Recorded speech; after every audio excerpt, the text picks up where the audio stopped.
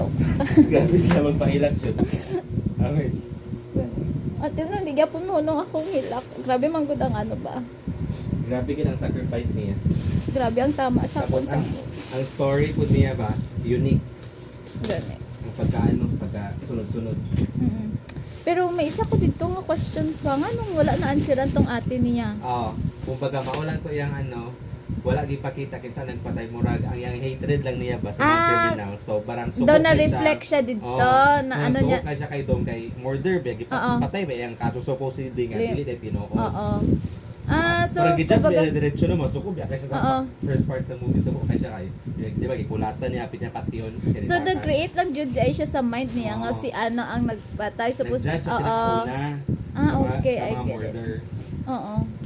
Tapos tong napakinggan. Sulod siya, nagpa-assign siya dito kanang mga sa high na mga cases. Tapos dito lang siya sa mga city pero nagpa-assign dito sa isla. Tapos na itong napakinggan niya ng mga sides nila, hindi man dyan. Mo nang don't judge the book by its cover. Grabe kaya ano yung Oh my sacrifice guy. God. Ako mata pula-pula. Grabe good ay.